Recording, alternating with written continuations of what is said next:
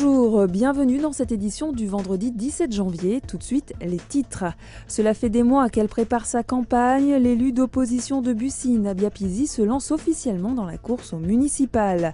600 000 bouteilles en moyenne par jour sortent de cette usine de Chelles. À l'intérieur, l'eau de source Chantereine.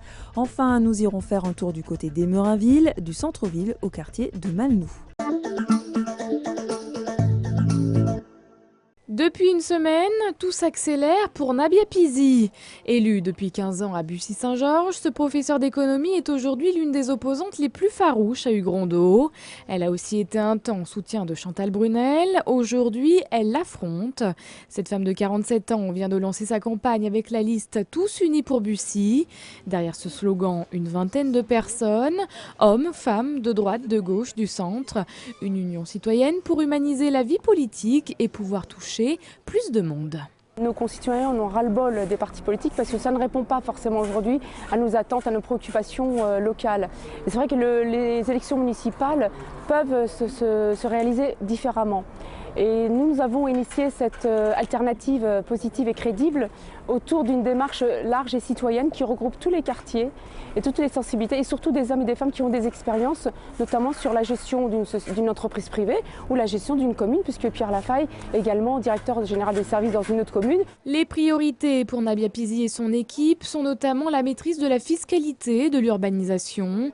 La candidate est également signataire de la charte Anticorps qui lutte contre la corruption. Si elle est élue, elle promet d'ailleurs le non-cumul des mandats et la mise en ligne d'un tableau des indemnités des élus. Ils ne sont pas nombreux devant les grilles de Logista, pourtant le personnel continue bien la grève, mais par roulement. C'est le 8e jour de blocage pour cette usine de Logne qui alimente en tabac les buralistes de l'Île-de-France et qui donc empêche leur approvisionnement pour le moment. Un moyen d'action énorme pour une revendication de 25 € bruts supplémentaires par mois. Il y a 2 ans, la direction avait cédé lors d'un mouvement similaire. Entre deux courses, vous êtes-vous déjà demandé ce qu'il y a sous la galerie du centre commercial de Chelles? Non? C'est normal. Pourtant, on y retrouve une immense nappe phréatique, celle de la forêt de Compiègne. Toujours pas? Bon, suivez le guide. Cette nappe est pompée, c'est la source Chantereine. Derrière elle se cache la marque plus connue de Cristalline. Une quarantaine d'employés, une activité en continu et 600 000 bouteilles en moyenne par jour. Pour valoriser cette production, la société ouvre ses portes 2 fois par an. Ça fait à peu près 4-5 ans qu'on a décidé donc d'ouvrir nos portes parce qu'il y a le Brie de Meaux en Seine-et-Marne, mais également la Chantereine de Chelles. Et c'est là qu'il faut être présent et prouver qu'il y a des gens, il y a des compétences. Le forage, il est ici présent. On ne peut pas s'exporter notre production. Tout est fait ici pour encore défendre le fameux tissu économique régional et local. Les clients, ils sont autour, Carrefour en tête de file, mais cette usine dessert toute la région. Et avant de partir dans les camions, votre bouteille d'eau passe par plusieurs étapes. Elle commence d'abord sous cette forme, avant d'être soufflée et d'obtenir les mensurations qu'on lui connaît. Elle est ensuite remplie, bouchée, étiquetée et emballée. Un processus qui prend seulement 20 minutes, alors que cette eau, une eau pluviale à l'origine, a mis 50 ans à s'infiltrer dans le sol et à rejoindre la nappe phréatique. Autant d'étapes qui n'ont plus de secret pour les visiteurs. Ce qui m'a surpris, c'est les petits flacons qui deviennent des bouteilles dans la soufflerie et après les étiquettes aussi, comment ça se met et tout ça. Je ne pensais pas qu'il y avait un débit si important et qu'il y avait une emprise au sol extrêmement grande alors que ça ne se voit pas trop de l'extérieur. Les curieux auront même eu la chance de repartir avec un souvenir peut-être pas très original, mais qui coule de source. L'heure était aux signatures de partenariat pour l'UNADOM ce vendredi matin à Chelles. L'UNADOM, c'est bien sûr l'Union nationale des aides à domicile.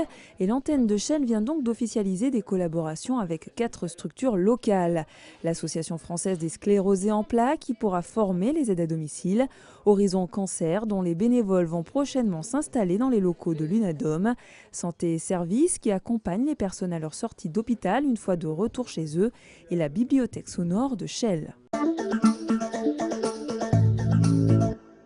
Emerinville, c'est 545 hectares de superficie et 7300 habitants. Une petite ville, en somme, dans l'ensemble assez dense formé par Marne-la-Vallée. Comme beaucoup d'autres dans le secteur, Emerainville n'était qu'un hameau jusqu'en 1975. La ville a explosé ensuite et la population est assez stable aujourd'hui. L'une de ses particularités, c'est d'être coupée en deux par les bois de Célie et Malnou. Au nord, le long de l'A4, le hameau de Malnou est relié au centre-ville, le long de la Francilienne, par le boulevard de Beaubourg. Et justement, au rond-point du Cours-Serein, la circulation est très difficile à l'heure de sortie des bureaux. Le carrefour est complètement bloqué et par les véhicules légers et par les semi-remorques qui sortent de DHL et qui, eux, cherchent à récupérer la Francilienne puisque c'est leur seul moyen de sortie. Donc vous avez une file d'attente qui peut durer entre 30 et 45 minutes selon les jours et les horaires pour faire environ 2 km. Autre caractéristique, Emerainville mise sur la sécurité. La ville s'est dotée d'une police municipale de 23 agents. Certains sont armés, bien armés même, puisqu'ils ont l'autorisation d'avoir des pistolets à impulsion électrique. Dans la même logique, 49 caméras de vidéoprotection scrutent la ville. On a fait le calcul pour vous, cela représente une caméra pour 150 habitants environ. Une situation qui semble convenir à la majorité des habitants. Je trouve qu'on est plus protégé maintenant. Parce que c'est vrai qu'avant, il n'y a pas tout ça, donc on était beaucoup moins protégés. Que là maintenant, bon, sur des petites choses, ils peuvent arriver à retrouver les personnes, donc c'est plus sécurisant. Plus il y en a, mieux c'est. Je crois que la caméra, c'est pour notre propre sécurité. La vidéosurveillance, moi je ne suis pas du tout pour surveiller les gens et ça. Bien sûr qu'il faut la sécurité, mais je pense qu'il faut d'abord responsabiliser les gens. Selon les chiffres de la police municipale, l'accent mis sur la sécurité paye puisque la délinquance a baissé depuis 2007, de plus de 580 faits constatés à 469 en 2013. Si la ville a tant misé sur la répression, c'est en partie dû à un quartier difficile. Le Clos d'Emery a été classé en zone urbaine sensible. Aujourd'hui plus calme, la situation dans ce quartier a été apaisée aussi grâce à une autre mesure. Le groupe scolaire du Bois d'Emery partage ses élèves depuis 2007 avec le groupe scolaire Jean Jaurès, tout proche. Ce brassage, cette plus grande mixité sociale, semble avoir aidé à retrouver le calme dans le quartier. Un saxo alto, une guitare, Vincent Jourde et Geoffrey Traoné sont venus enregistrer un morceau dans les studios du Live. Du jazz, rien que pour vous, dans quelques instants.